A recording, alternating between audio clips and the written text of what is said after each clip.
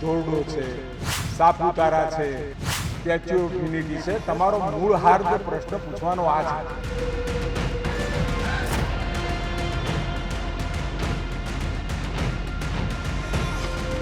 જરૂરિયાતોને અનુલક્ષીને ગુજરાતના હિતને ધ્યાનમાં રાખીને પ્રજાના હિતને ધ્યાનમાં રાખીને આપણે નિર્ણય લઈશું.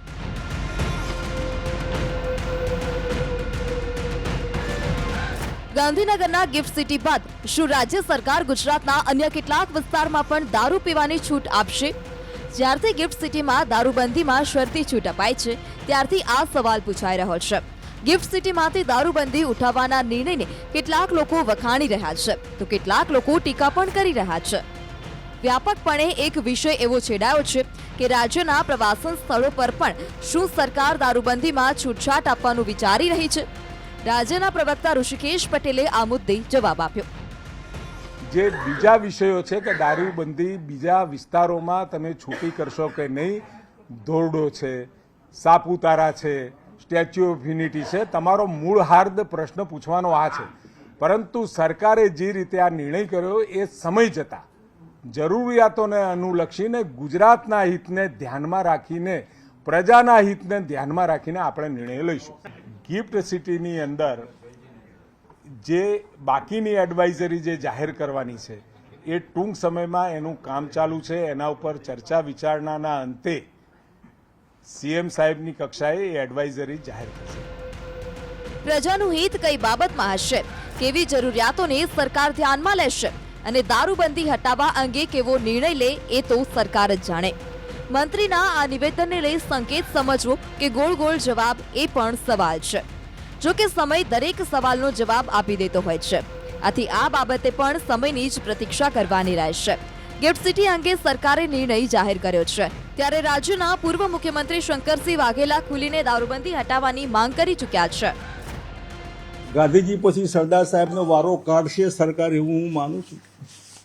એકતાનગર નામ આપ્યું છે એટલે એસઓયુમાં નર્મદાના કિનારે એવું હું સરકારને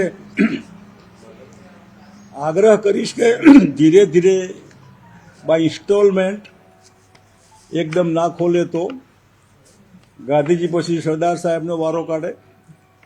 અને વાયબ્રન્ટ નામ આપ્યું ત્યારે જરૂર મનમાં હશે કે વાયબ્રન્ટ થવું જોઈએ ગુજરાતે. અત્યારે વાયબ્રન્ટ જ છે બધે. એટલે મહાત્મા મંદિરમાં બી છૂટ આપો. લીલા હોટલમાં પીવાની લીલા થઈને આવે એનો મતલબ નહીં. ત્યાં જ્યાં વાયબ્રન્ટ એકચ્યુઅલી સમિટ છે ત્યાં પછી તમે ધોલેરા શહેર છે, ધડાબેટ, ધોલેરો, કચ્છ, ગીરના શાસન. એટલે હું જે બહુ વર્ષોથી આજની નીતિ નિષ્ફળ છે ને દારૂબંધી નીતિ હટાવીને સાયન્ટિફિક નવી સારી નીતિ જેથી કરીને ગુજરાતનું યુવા ધન બરબાદ ન થાય. તો બીજી તરફ વિપક્ષ કોંગ્રેસ ગિફ્ટ સિટીમાં દારૂની શરતી છૂટછાટના નિર્ણયને વખોડી રહી છે. વિધાનસભામાં કોંગ્રેસ પક્ષના નેતા અમિત ચાવડાએ પણ આ નિર્ણયને યુવાધનને બરબાદ કરનારો નિર્ણય ઠેરવ્યો. ગાંધીજીના નામ પરથી ગાંધીનગર નામ પડ્યું.